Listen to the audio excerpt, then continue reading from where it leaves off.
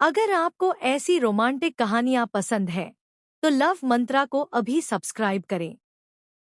हर दिन एक नई दिल छू लेने वाली कहानी आपके लिए आती है। अध्याय 1, पहली मुलाकात। भाग 1। बारिश की तेज बूंदें मुंबई की सड़कों को भिगो रही थी। आसमान में काले बादल गरज रहे थे, मानो किसी तूफान का संकेत दे रहे हों। शहर की सबसे ऊंची इमारत मल्होत्रा ग्लोबल टावर्स की 52वीं मंजिल पर खड़ा था आर्यन मल्होत्रा। काले सूट में, ठंडी आंखों वाला, करोड़ों की कंपनी का मालिक। उसकी एक नज़र से बड़े-बड़े बिजनेसमैन कांप जाते थे। उसने सामने खड़े मैनेजर से कहा, जो लोग मेरे नियम नहीं मानते, उनके लिए इस कंपनी में कोई जगह नहीं है। मैनेजर ने घबराकर सिर झुका दिया। उधर शहर के दूसरे कोने में सान्या शर्मा अपनी पहली नौकरी के इंटरव्यू के लिए भाग रही थी। घर की आर्थिक हालत खराब थी। पिता बीमार थे और छोटे भाई की पढ़ाई की जिम्मेदारी उसी पर थी। बारिश के कारण टैक्सी नहीं मिल रही थी। वह दौड़ते हुए सड़क पार करने लगी। उसी समय तेज रफ्तार से एक काली लग्जरी कार उसकी ओर बढ़ी। ब्रेक की तीखी आवाज गूंजी। कार सान्या से कुछ इंच पहले रुक गई। ड्राइवर गुस्से में बाहर निकला, लेकिन पीछे की सीट से आर्यन ने दरवाजा खोला और शांत मगर ठंडी आवाज में कहा, गलती मेरी नहीं थी। फिर भी तुम ठीक हो? सान्या ने उसकी तरफ देखा। बिना डरे बोली, सड़क सिर्फ अमीरों की नहीं होती, मिस्टर। पहली बार किसी ने आर्यन से इस लहजे में बात की थी। उसकी आंखों में हल्की सी दिलचस्पी चमकी।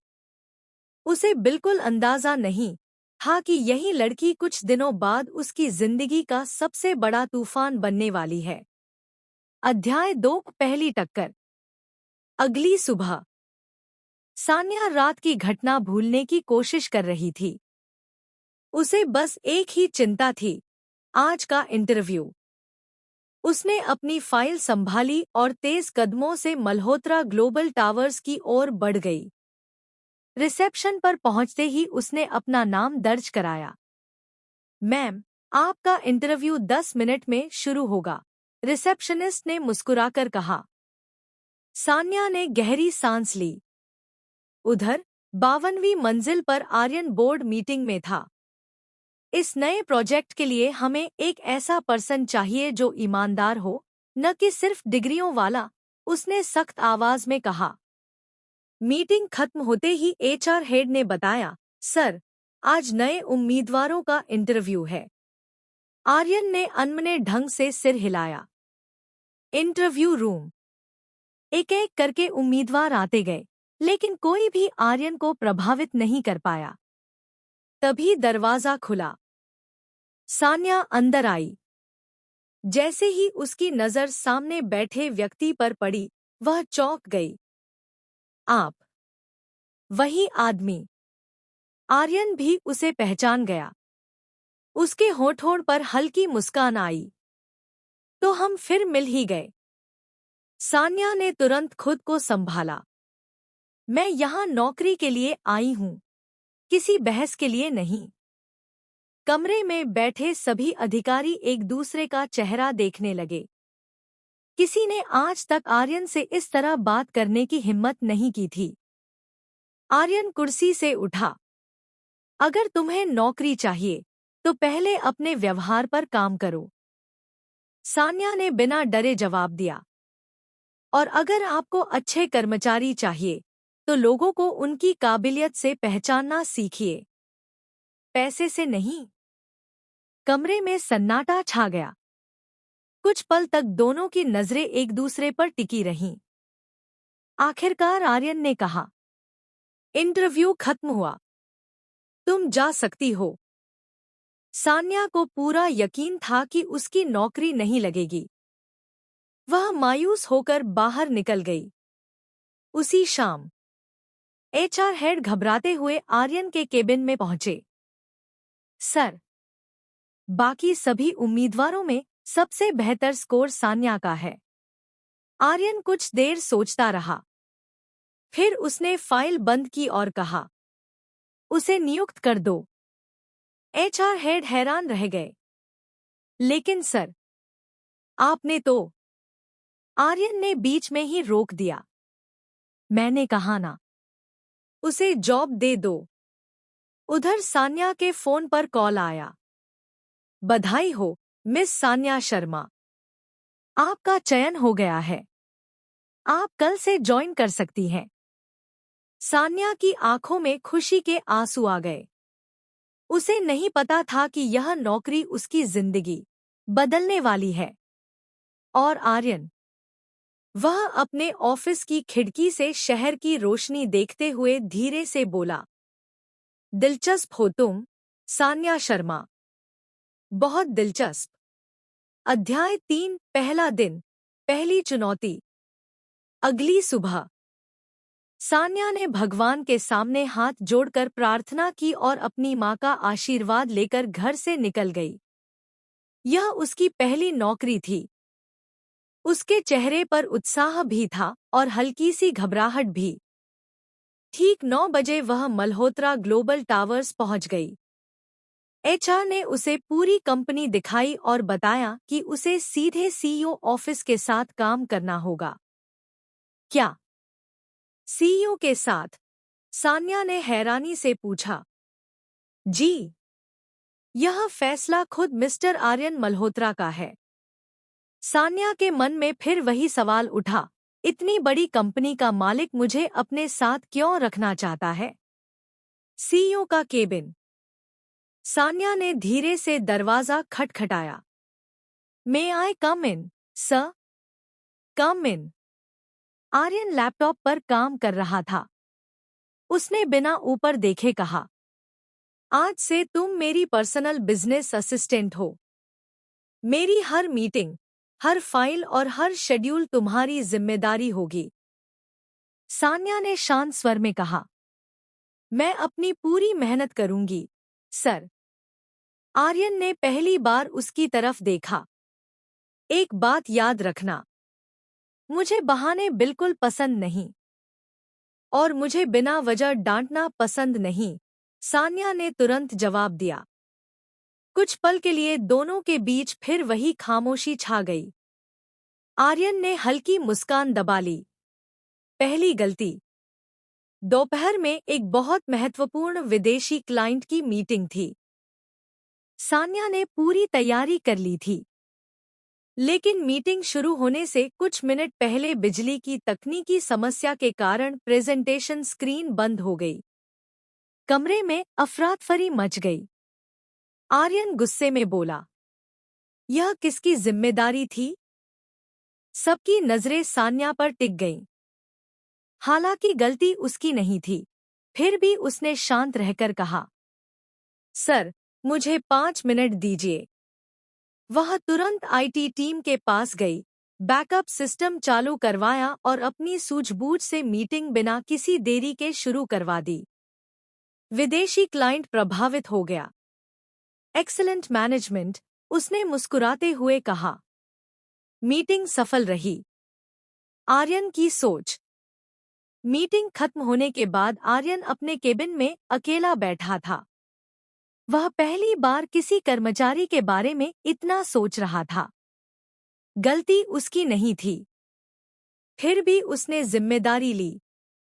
उसी समय उसका पुराना बिजनेस दुश्मन विक्रम कपूर का फोन आया।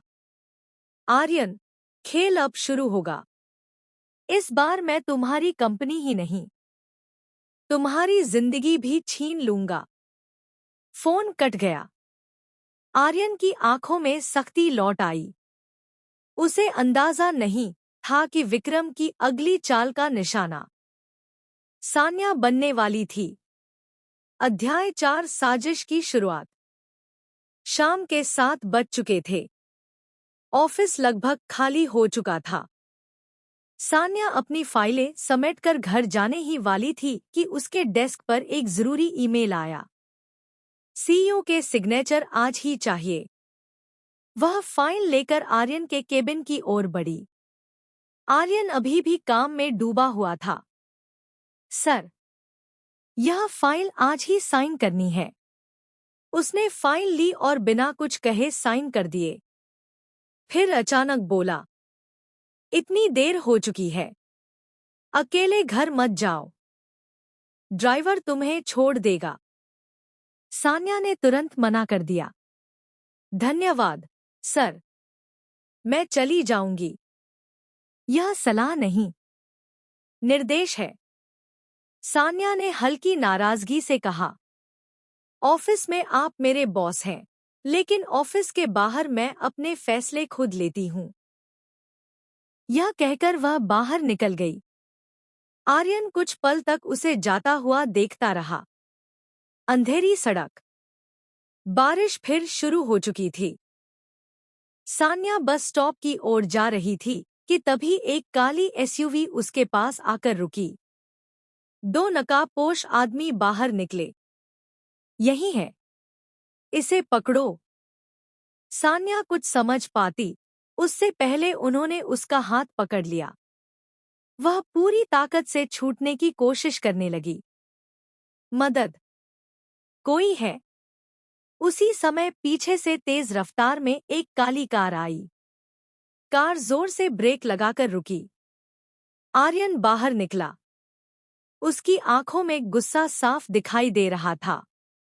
उसे छोड़ दो। एक गुंडा हंस पड़ा। तुम्हें पता भी है किससे पंगा ले रहे हो? अगले ही पल आर्यन ने उसे जोरदार मुक्का मारा। दोनों गुंडे उससे भिड़ गए। कुछ मिनटों की हाथापाई के बाद वे घायल होकर भाग निकले। अस्पताल।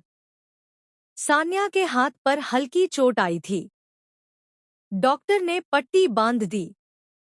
आर्यन चुपचाप कुर्सी पर बैठा था। कुछ देर बाद सान्या बोली, आज अगर आप नहीं आते तो शायद। उसकी आवाज भर्रा गई। आर्यन ने पहली बार नरम लहजे में कहा, जब तक मैं हूं तुम्हें कुछ नहीं होने दूंगा। दोनों की नजरें मिली। लेकिन उसी समय अस्पताल के बाहर खड़ा एक आदमी उनकी तस्वीरें खींच रहा था। वह सीधे विक्रम कपूर का आदमी था। उसने फोन मिलाया। सर, काम तो नहीं हुआ, लेकिन अब हमें उनकी सबसे बड़ी कमजोरी मिल गई है। फोन के दूसरी तरफ विक्रम मुस्कुराया। बहुत अच्छा, अब खेल और दिलचस्प होगा। उस रात आर्यन को पहली बार एहसास हुआ कि यह हमला सिर्फ एक कर्मचारी पर नहीं था। किसी ने जानबूझकर सान्या को निशाना बनाया था और अब उसे हर हाल में सच का पता लगाना था। अध्याय 5, सुरक्षा या कैद। अगली सुबह आर्यन पूरी रात सो नहीं पाया।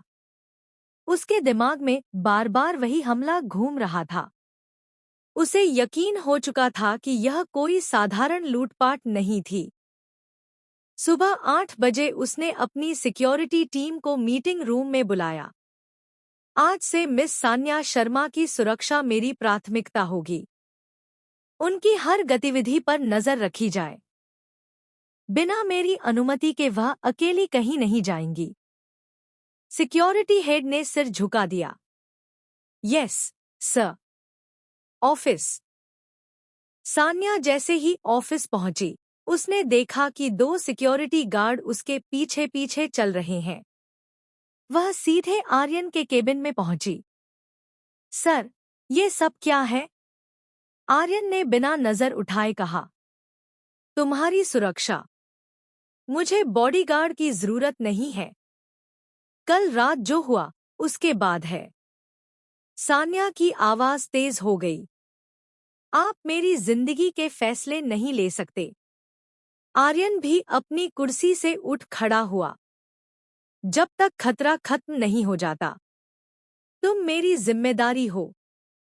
मैं आपकी जिम्मेदारी नहीं हूं, मिस्टर मल्होत्रा।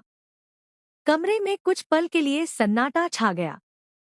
दूसरी ओर विक्रम कपूर अपने आलीशान बंगले में बैठा मुस्कुरा रहा था। उसके सामने आर्यन और सान्या की अस्पताल वाली तस्वीरें रखी थी। लगता है आर्यन को पहली बार किसी की चिंता हुई है। उसका आदमी बोला, सर, अब क्या करें? विक्रम ने धीमे से कहा, जिस इंसान की कमजोरी मिल जाए उसे हराना आसान हो जाता है। उसने मेज पर रखी एक फाइल उठाई। उस फाइल पर लिखा था, प्रोजेक्ट फीनिक्स। अब असली खेल शुरू होगा। शाम। सान्या ऑफिस से निकल रही थी। बाहर तेज बारिश हो रही थी। इस बार उसने देखा कि आर्यन खुद कार के पास खड़ा था। बैठो, मैं कैब से चली जाऊंगी, आर्यन ने शांत लेकिन दृढ़ स्वर में कहा। यह बहस का समय नहीं है। कुछ पल सोचने के बाद सान्या कार में बैठ गई। पूरे रास्ते दोनों चुप रहे। कार एक छोटे से घर के सामने रुकी। आर्यन ने पहली बार उसका घर देखा। पुरानी दीवारें, छोटा सा आंगन और दरवाजे पर खड़ी उसकी माँ। सान्या उतर गई। जाते जाते उसने मुड़कर कहा, आज। धन्यवाद। आर्यन ने हल्का सा सिर हिलाया और बिना कुछ कहे कार आगे बढ़ा दी। उसे नहीं पता था कि दूर खड़ी एक दूसरी कार से कोई यह सब देख रहा था। विक्रम का आदमी कैमरे से तस्वीरें ले रहा था। उसने फोन मिलाया। सर, अब हमें उसका घर भी पता चल गया है। विक्रम की आंखों में खतरनाक मुस्कान फैल गई। बहुत बढ़िया। अब अगला वार सीधे दिल पर होगा। अध्याय 6, सबसे बड़ा हमला। अगले दिन सुबह सान्या की मां रसोई में नाश्ता बना रही थी। उसके छोटे भाई रोहन कॉलेज जाने की तैयारी कर रहा था। घर में कई दिनों बाद थोड़ी सी खुशी थी, लेकिन उन्हें नहीं पता था कि कोई दूर से उन पर नजर रखे हुए था।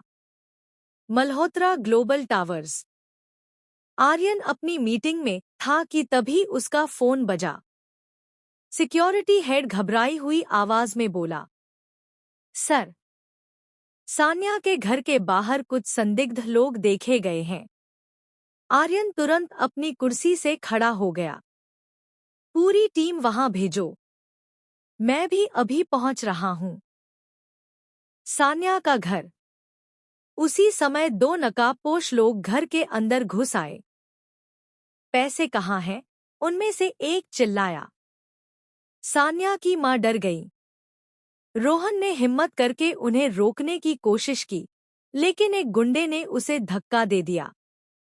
वह गिर पड़ा और उसके माथे से खून बहने लगा। तभी बाहर कई गाड़ियों के ब्रेक की आवाज गूंजी। आर्यन अपनी सिक्योरिटी टीम के साथ वहां पहुंच चुका था। गुंडों ने भागने की कोशिश की, लेकिन इस बार वे बच नहीं सके। कुछ देर की झड़प के बाद दोनों पकड़ लिए गए। सच्चाई की पहली झलक। आर्यन ने एक गुंडे का कॉलर पकड़ लिया। किसने भेजा तुम्हें? वह पहले चुप रहा, लेकिन जब पुलिस पहुंची तो डर गया। हमें सिर्फ डराने के पैसे मिले थे। किससे? हम नाम नहीं जानते, सिर्फ इतना कि उसका नाम V.K है। आर्यन की आंखें सिकुड़ गईं। VK यानी विक्रम कपूर। अस्पताल। रोहन को हल्की चोट आई थी।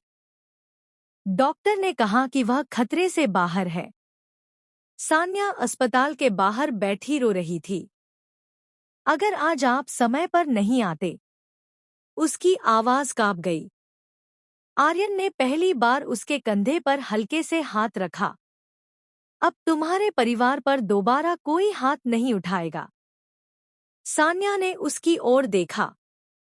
उसकी आंखों में पहली बार सिर्फ एक सख्त CEO नहीं, बल्कि एक ऐसा इंसान दिखा जो अपने वादे निभाना जानता था। आर्यन का फैसला।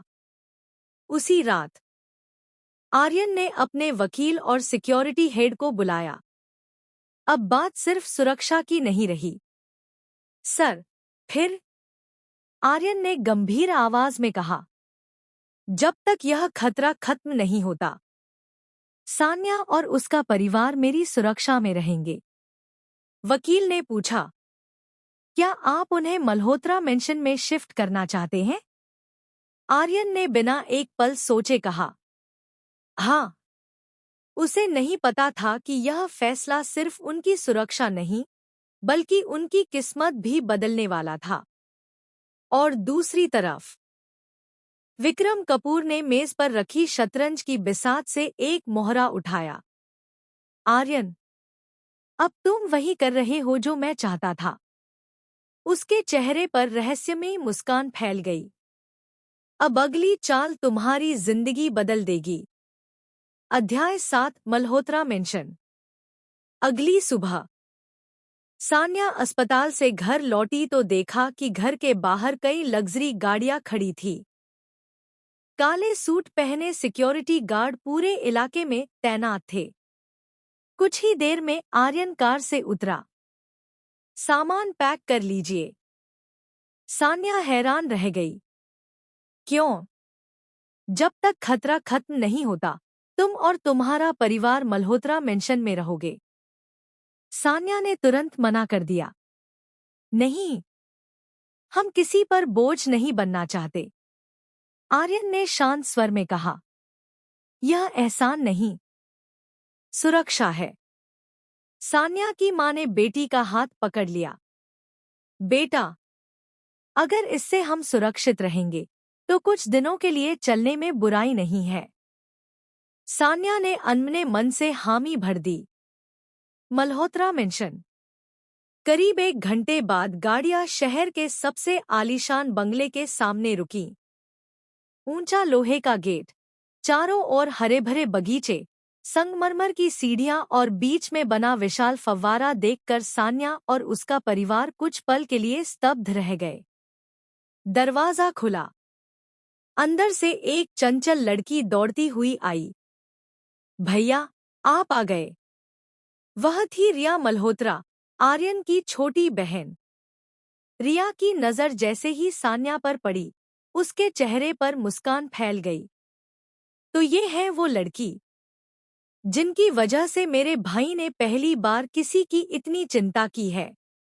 आर्यन ने उसे घूर कर देखा। रिया। रिया हंस पड़ी। अच्छा बाबा, कुछ नहीं बोलती। सान्या हल्का सा मुस्कुरा दी। नई शुरुआत। रिया ने सान्या को उसका कमरा दिखाया। कमरा किसी 5 सितारा होटल से कम नहीं था। सान्या ने धीरे से कहा, इतना बड़ा कमरा सिर्फ मेरे लिए? रिया मुस्कुराई। अब तुम हमारी मेहमान नहीं, परिवार जैसी हो। यह सुनकर सान्या कुछ पल के लिए चुप हो गई। रात का राज। रात लगभग 11 बजे। सान्या को नींद नहीं आ रही थी।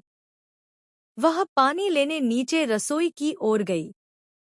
वापस लौटते समय उसने स्टडी रूम से किसी की ऊंची आवाज सुनी। दरवाजा थोड़ा खुला था। अंदर आर्यन और एक बुजुर्ग व्यक्ति बहस कर रहे थे। मैं वह शादी कभी नहीं करूंगा, आर्यन गुस्से में बोला। बुजुर्ग ने सख्त आवाज में कहा, यह सिर्फ शादी नहीं, मल्होत्रा ग्रुप के भविष्य का फैसला है। मुझे बिजनेस बचाने के लिए अपनी जिंदगी दांव पर नहीं लगानी। सान्या यह सुनकर चौंक गई। वह बिना आवाज किए वापस अपने कमरे में लौट आई। उसे समझ नहीं आया कि आर्यन किस शादी की बात कर रहा था, लेकिन उसे नहीं पता था जिस शादी से आर्यन इनकार कर रहा था, उसी का रिश्ता जल्द ही उसकी अपनी जिंदगी से जुड़ने वाला था। अध्याय 8 वह सौदा जिसने सब बदल दिया। अगली सुबह मल्होत्रा मेंशन का माहौल सामान्य दिख रहा था, लेकिन आर्यन पूरी रात सो नहीं पाया था। उसके मन में अपने दादाजी की बातें लगातार घूम रही थी। नाश्ते की मेज पर रिया, सान्या और उसका परिवार बैठे थे। रिया हंसते हुए बोली, सान्या, आज से तुम मुझे मैम, नहीं, सिर्फ रिया कहोगी। सान्या मुस्कुरा दी। ठीक है, लेकिन एक शर्त पर। क्या? तुम भी मुझे सान्या जी मत कहना। दोनों हंस पड़ी। दूर खड़ा आर्यन पहली बार सान्या के चेहरे पर खुलकर आई मुस्कान देख रहा था। दूसरी ओर विक्रम कपूर अपने ऑफिस में बैठा था। उसने आर्यन के दादाजी धर्मवीर मल्होत्रा को वीडियो कॉल किया। आपके पोते को समझाइए, नहीं तो अगली बार सिर्फ धमकी नहीं होगी। धर्मवीर जी ने गुस्से में कहा, तुम चाहते क्या हो? विक्रम ठंडी हंसी हंसा। मुझे मल्होत्रा ग्रुप का नया डिफेंस प्रोजेक्ट चाहिए, और अगर हम मना कर दें तो अगला निशाना सान्या शर्मा होगी। यह कहकर उसने कॉल काट दिया। सच्चाई। कुछ देर बाद धर्मवीर जी ने आर्यन को अपने कमरे में बुलाया। विक्रम अब सिर्फ बिजनेस नहीं चाहता, वह तुम्हें मानसिक रूप से तोड़ना चाहता है। आर्यन की मुट्ठियां भींच गईं। मैं उसे जीतने नहीं दूंगा। धर्मवीर जी ने गहरी सांस ली। एक रास्ता है। क्या? अगर दुनिया को लगे कि सान्या सिर्फ तुम्हारी कर्मचारी नहीं बल्कि तुम्हारी पत्नी है, तो उसकी सुरक्षा कानूनी और सामाजिक दोनों तरह से मजबूत हो जाएगी। कमरे में सन्नाटा छा गया। आर्यन कुछ पल तक कुछ नहीं बोला। फिर धीरे से कहा, आप कहना क्या चाहते हैं? धर्मवीर जी ने साफ शब्दों में कहा, एक कॉन्ट्रैक्ट मैरिज। दरवाजे के बाहर उसी समय सान्या पानी लेकर वहां आ रही थी। दरवाजा पूरी तरह बंद नहीं था। उसके कानों में सिर्फ 3 शब्द पड़े, कॉन्ट्रैक्ट, शादी। सान्या। उसके हाथ से पानी का गिलास छूटकर जमीन पर गिर गया। छन्नाक। आर्यन और धर्मवीर जी दोनों बाहर दौड़े। सान्या की आंखों में हैरानी, डर और गुस्सा था। क्या आप लोग मेरी जिंदगी का फैसला मेरी पीठ पीछे कर रहे थे?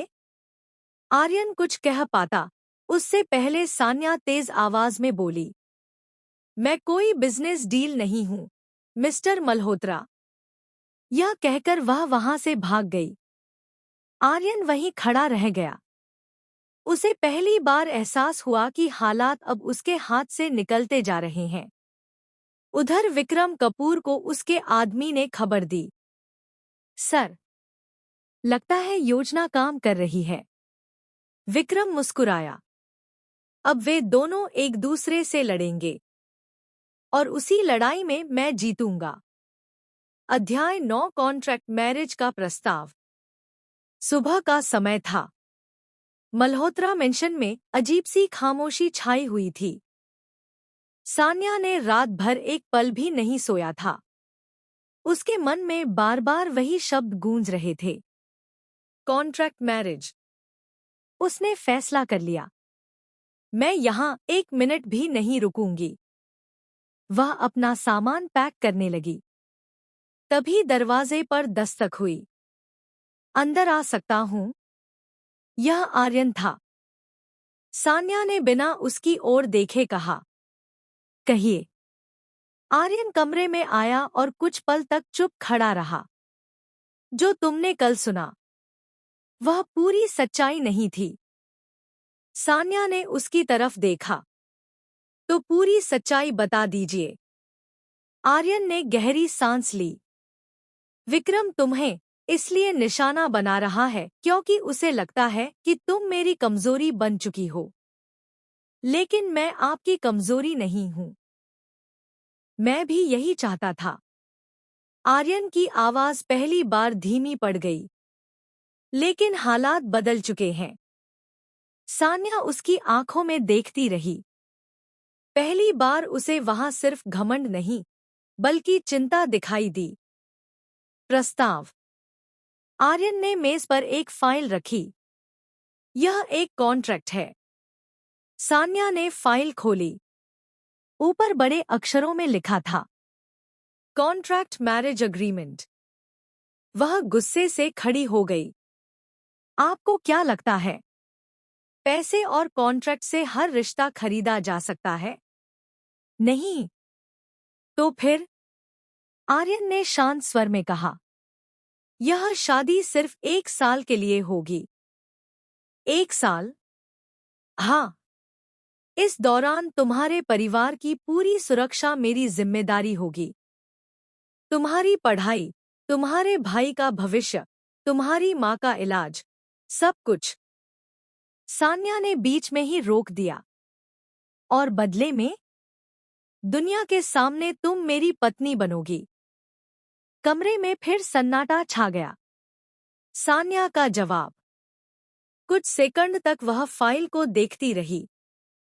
फिर उसने कॉन्ट्रैक्ट उठाया और आर्यन के सामने ही उसे 2 टुकड़ों में फाड़ दिया। मेरी मजबूरी को कभी मेरी कीमत मत समझिए, मिस्टर मल्होत्रा। कागज के टुकड़े हवा में बिखर गए। आर्यन ने कोई गुस्सा नहीं दिखाया, बस इतना कहा, अगर यह सिर्फ मेरी बात होती तो मैं कभी यह प्रस्ताव नहीं रखता। तो फिर किसकी बात है? उसी समय बाहर से तेज कदमों की आवाज आई।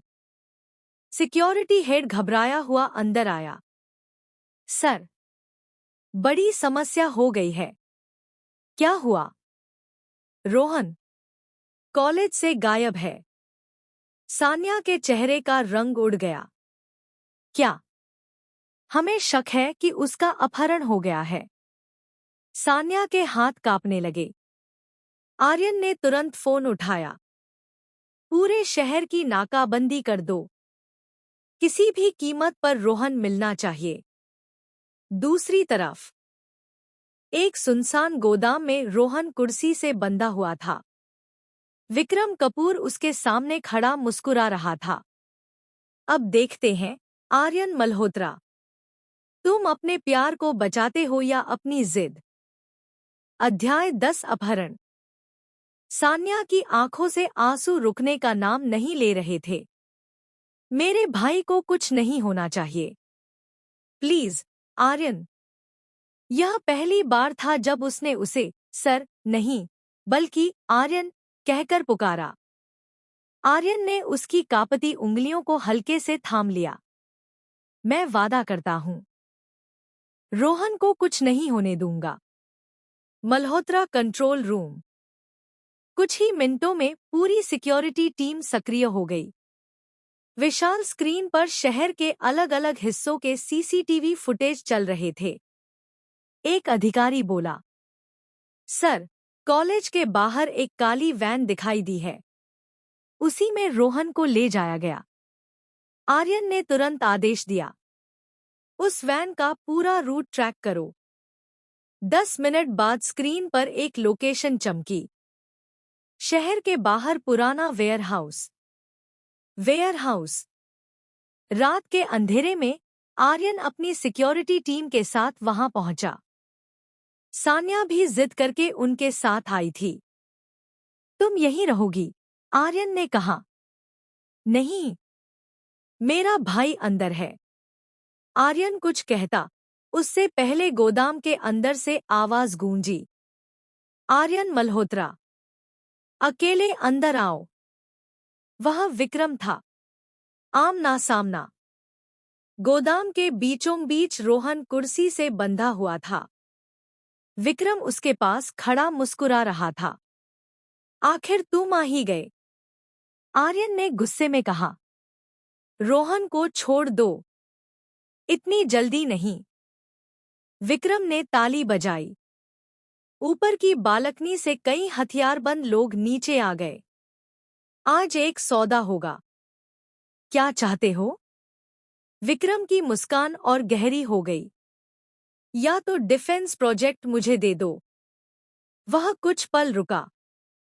या फिर दुनिया के सामने ऐलान कर दो कि सान्या तुम्हारी मंगेतर है। आर्यन की आंखें सिकुड़ गईं। उसे समझ आ गया कि विक्रम का असली मकसद सिर्फ बिजनेस नहीं, बल्कि उसे भावनात्मक रूप से तोड़ना था। अचानक हमला। उसी समय एक गुंडे ने सान्या को देख लिया, जो चुपके से अंदर आ गई थी। बॉस, लड़की यहाँ है। सबका ध्यान उसकी तरफ चला गया। एक गुंडा सान्या की ओर दौड़ा। आर्यन बिना एक पल गंवाए उसके सामने आ गया। धक्का मुक्की में एक गोली चली। धाय! पूरा गोदाम सन्नाटे में डूब गया। आर्यन के कंधे से खून बहने लगा। आर्यन! सान्या चीख उठी। लेकिन घायल होने के बावजूद आर्यन पीछे नहीं हटा। उसने रोहन की रस्सियां काटी और उसे सान्या की ओर धकेल दिया। रोहन को लेकर बाहर जाओ।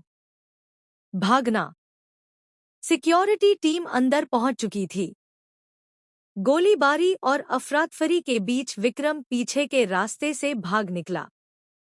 कुछ ही देर में पुलिस भी पहुंच गई। रोहन सुरक्षित था, लेकिन आर्यन जमीन पर बैठ गया। उसके कंधे से लगातार खून बह रहा था। सान्या उसके सामने घुटनों के बल बैठ गई। उसकी आंखों से आंसू गिर रहे थे। तुम मेरे लिए गोली खा ली? आर्यन हल्की मुस्कान के साथ बोला। तुम्हें बचाना जरूरी था।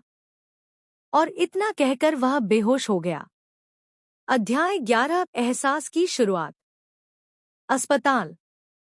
ऑपरेशन थिएटर के बाहर सान्या बेचैनी से टहल रही थी। उसके हाथ खून से सने हुए थे। बार बार उसकी आंखों के सामने वही पल आ रहा था, जब आर्यन ने उसके सामने आकर गोली अपने कंधे पर झेल ली थी। रिया उसकी ओर पानी का गिलास बढ़ाते हुए बोली, भाभी, मेरा मतलब। सान्या, सब ठीक हो जाएगा। सान्या ने हल्की सी नाराज नजर से उसे देखा। ऐसा मत कहो। रिया मुस्कुरा तो दी, लेकिन उसकी आंखों में भी चिंता साफ दिखाई दे रही थी। करीब 2 घंटे बाद ऑपरेशन थिएटर का दरवाजा खुला। डॉक्टर बाहर आए। गोली कंधे के आर पार निकल गई थी। खतरा टल गया है, लेकिन उन्हें कुछ दिनों तक आराम करना होगा। सभी ने राहत की सांस ली। सान्या की आंखों से अनजाने में आंसू बह निकले। होश आने पर कुछ घंटों बाद आर्यन ने धीरे धीरे आंखें खोली। सबसे पहले उसे सान्या दिखाई दी, जो उसके बिस्तर के पास बैठी थी। वह पूरी रात वहीं बैठी रही थी। आर्यन ने धीमी आवाज में कहा, तुम घर नहीं गई? सान्या ने नजरें झुका ली। जिस इंसान ने मेरी जान बचाई हो, उसे अकेला कैसे छोड़ देती? आर्यन हल्का सा मुस्कुराया। तो पहली बार मेरी बात मान ली। सान्या भी मुस्कुरा दी। उन दोनों की यह मुस्कान शायद उनके रिश्ते की पहली सच्ची शुरुआत थी। दूसरी ओर उसी समय विक्रम कपूर अपने ऑफिस में गुस्से से मेज पर मुक्का मार रहा था। एक गोली भी आर्यन को नहीं रोक सकी। उसका आदमी डरते हुए बोला, सर, अब क्या करें? विक्रम कुछ देर सोचता रहा। फिर उसने एक लिफाफा निकाला। उसमें कुछ पुरानी तस्वीरें और दस्तावेज थे। अब लड़ाई हथियारों से नहीं, रिश्तों से होगी। अगली सुबह आर्यन अस्पताल से छुट्टी मिलने ही वाली थी कि एक वकील कमरे में आया। सर, यह कोर्ट का नोटिस है। आर्यन ने फाइल खोली। उसके चेहरे का रंग बदल गया। सान्या घबरा गई। क्या हुआ? आर्यन ने धीरे से फाइल उसकी ओर बढ़ाई। उसमें लिखा था, यदि सान्या शर्मा की सुरक्षा सुनिश्चित नहीं की गई, तो पुलिस उन्हें सरकारी सुरक्षा केंद्र में शिफ्ट करेगी। साथ ही चल रही जांच के दौरान उन्हें कंपनी से अलग रखा जाएगा। इसका मतलब साफ था। अगर सान्या सरकारी सुरक्षा में चली गई, तो वह आर्यन से पूरी तरह दूर हो जाएगी। और विक्रम के खिलाफ चल रही जांच भी कमजोर पड़ सकती थी। आर्यन ने फाइल बंद की। उसने पहली बार बिना किसी अहंकार के सान्या की ओर देखा। अब हमारे पास समय बहुत कम है, सान्या ने धीमी आवाज में पूछा। क्या अब वही एक रास्ता बचा है? आर्यन ने जवाब नहीं दिया, लेकिन उसकी खामोशी ही इस सवाल का जवाब थी। सान्या ने खिड़की के बाहर देखा। उसे पहली बार महसूस हुआ, शायद उसकी जिंदगी अब उसकी अपनी नहीं रह गई थी। अध्याय 12 मजबूरी का रिश्ता। अगले दिन मल्होत्रा मेंशन का कॉन्फ्रेंस हॉल असामान्य रूप से शांत था।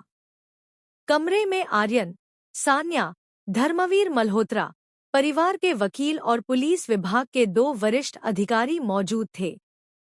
मेज पर कई दस्तावेज रखे थे। वकील ने गंभीर आवाज में कहा, मिस सान्या शर्मा, आपके ऊपर हुए लगातार हमलों को देखते हुए पुलिस ने आपको हाई रिस्क विटनेस घोषित किया है।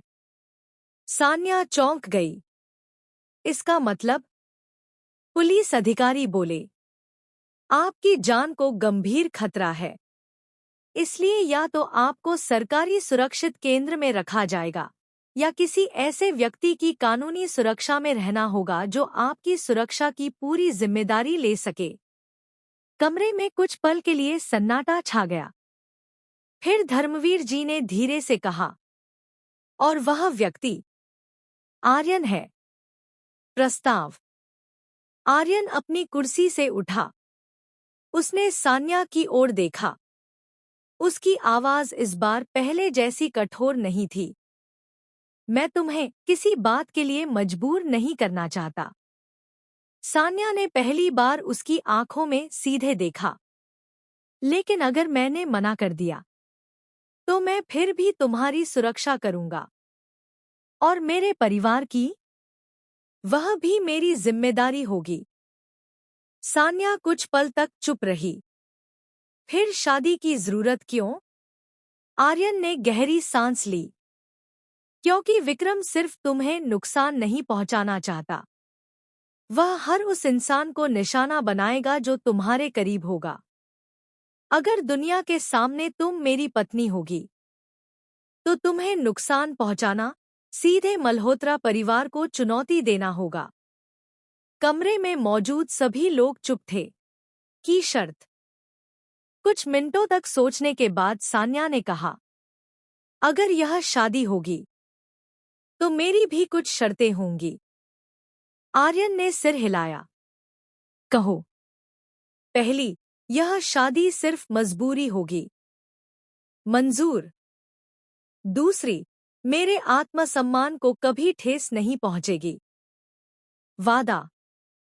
तीसरी, 1 साल बाद अगर हम दोनों में से कोई भी इस रिश्ते को आगे नहीं बढ़ाना चाहता, तो हम बिना किसी विवाद के अलग हो जाएंगे। आर्यन ने बिना एक पल सोचे कहा, मंजूर। लेकिन तभी दरवाजा अचानक जोर से खुला। एक सिक्योरिटी गार्ड भागता हुआ अंदर आया। सर, मीडिया बाहर खड़ी है। मीडिया? किसी ने खबर फैला दी है कि आर्यन मल्होत्रा अपनी कर्मचारी से जबरदस्ती शादी करने वाले हैं। कमरे में हलचल मच गई। आर्यन समझ गया। विक्रम। वह दांत भींचते हुए बोला। उसी समय टीवी चालू किया गया। एक न्यूज चैनल पर ब्रेकिंग न्यूज चल रही थी। देश के सबसे बड़े बिजनेसमैन पर अपनी महिला कर्मचारी पर दबाव डालकर शादी करने का आरोप। पत्रकार मल्होत्रा मेंशन के बाहर जमा थे। कंपनी के शेयर गिरने लगे थे। सान्या ने टीवी की ओर देखा, फिर आर्यन की ओर। धीरे से बोली, अब यह सिर्फ हमारी जिंदगी का सवाल नहीं रहा। आर्यन ने उसकी बात पूरी की। यह हमारी इज्जत की भी लड़ाई है। दोनों की नजरें मिली। अब यह रिश्ता सिर्फ एक कॉन्ट्रैक्ट नहीं रहा था। यह एक ऐसी जंग बनने जा रहा था जिसमें जीतने के लिए दोनों को एक दूसरे पर भरोसा करना ही होगा।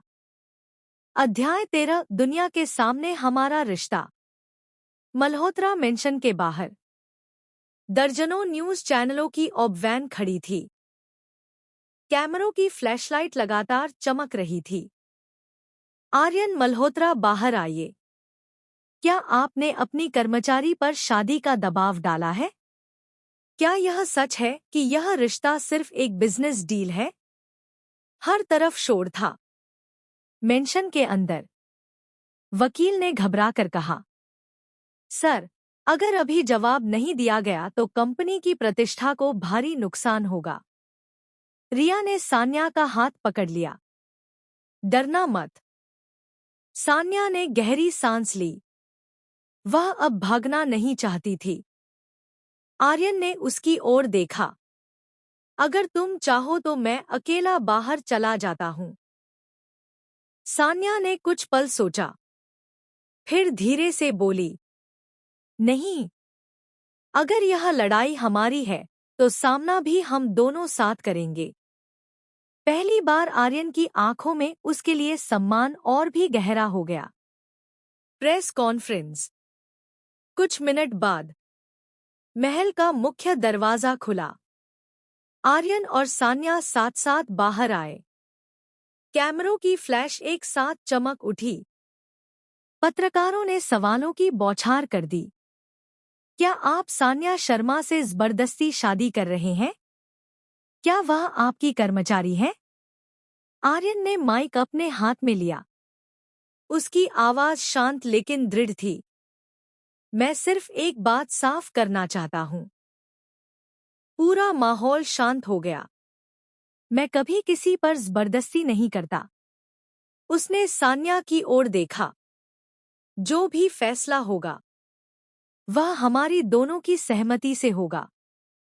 अब सभी की नजरें सान्या पर थी। पत्रकारों ने पूछा, मिस सान्या, क्या आप पर दबाव डाला जा रहा है? सान्या ने कुछ पल आंखें बंद की।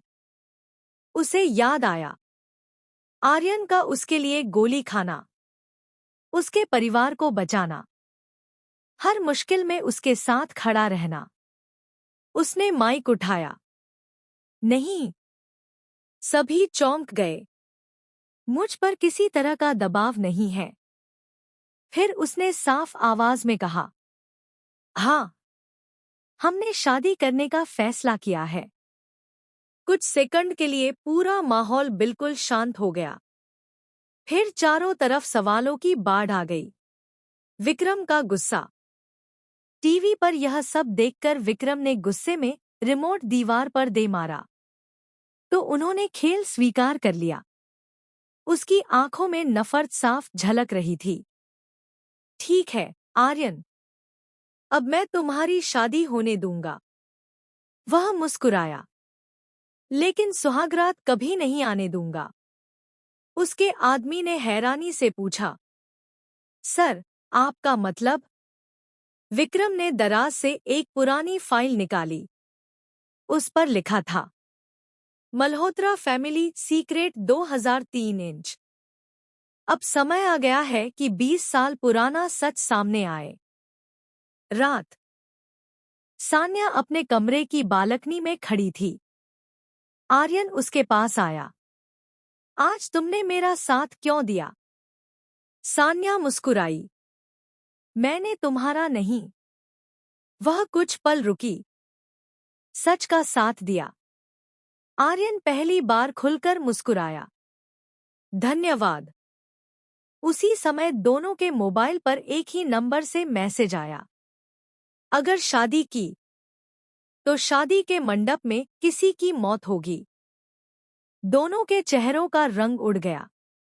आर्यन ने तुरंत सिक्योरिटी टीम को फोन किया। आज से शादी तक सुरक्षा 3 गुना बढ़ा दो। लेकिन उसे नहीं पता था, खतरा बाहर से नहीं, घर के अंदर से आने वाला था। अध्याय 14 घर का गद्दार। सुबह के 7 बजे मल्होत्रा मेंशन में सुरक्षा पहले से 3 गुना बढ़ा दी गई थी। हर गेट पर हथियारबंद गार्ड तैनात थे। आने जाने वाले हर व्यक्ति की जांच हो रही थी। लेकिन इसके बावजूद आर्यन का मन बेचैन था। रात को मिला धमकी भरा संदेश उसके दिमाग से निकल ही नहीं रहा था। संदिग्ध हरकत। आर्यन अपने ऑफिस रूम में सीसीटीवी फुटेज देख रहा था। तभी उसकी नजर एक वीडियो पर पड़ी।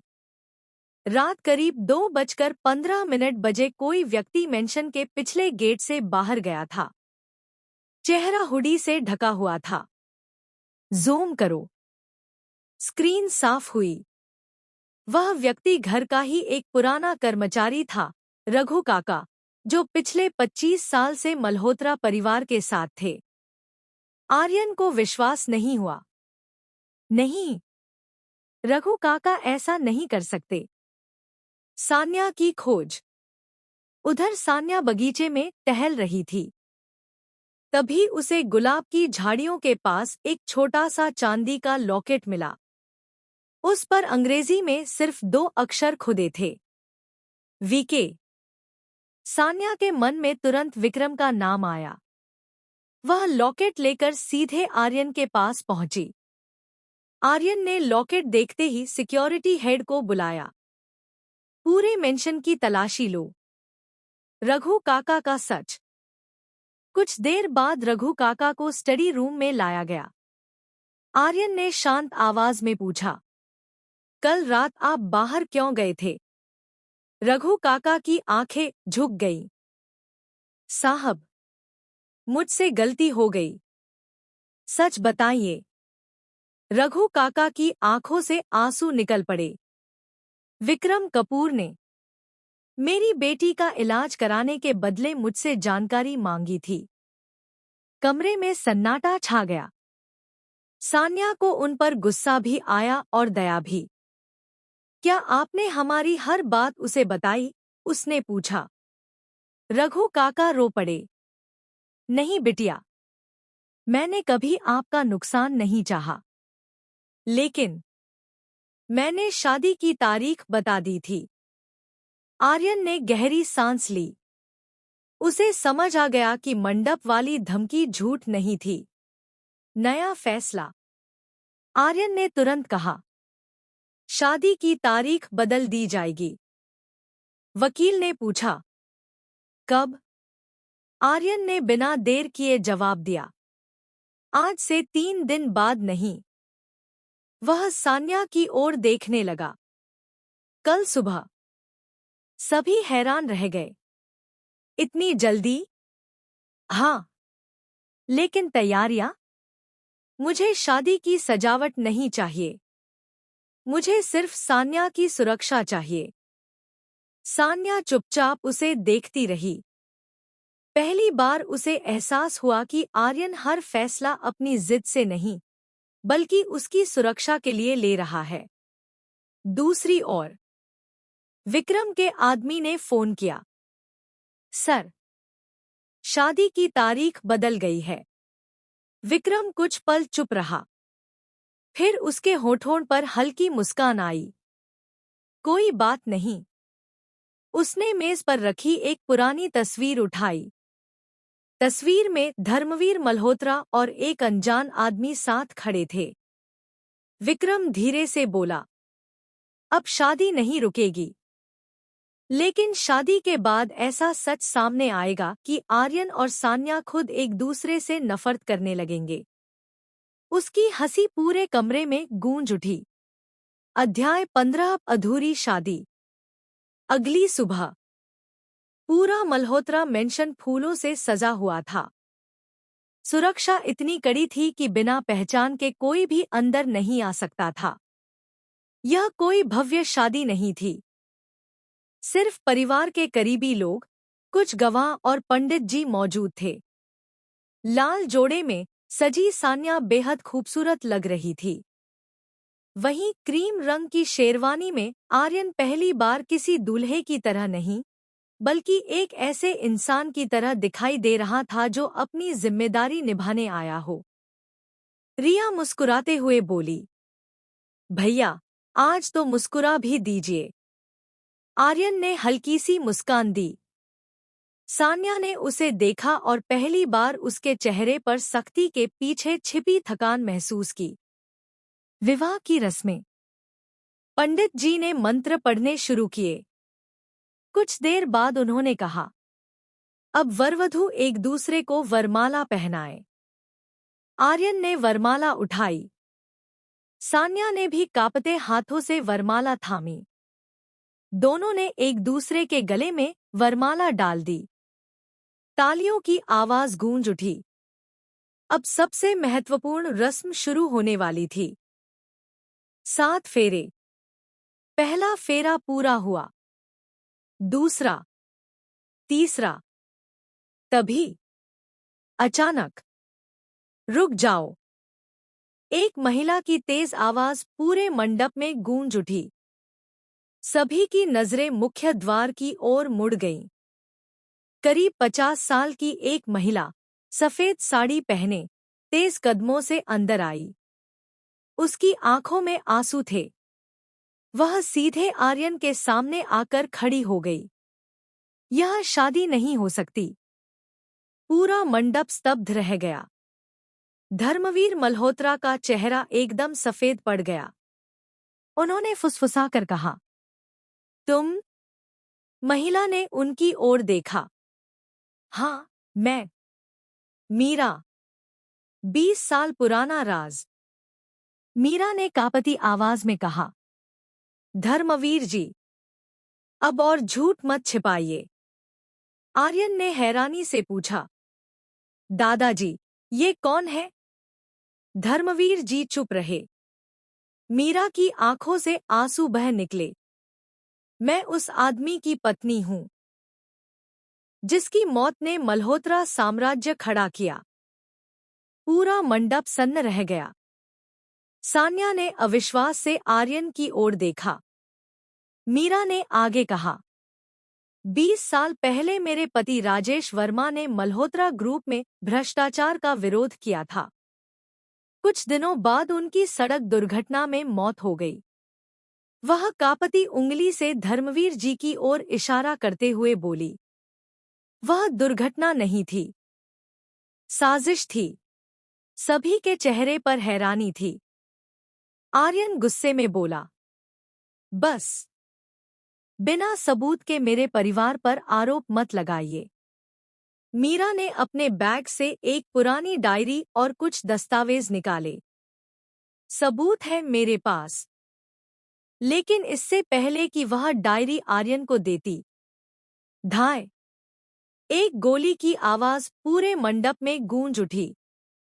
डायरी उसके हाथ से छूटकर जमीन पर गिर गई। सब लोग चीख उठे।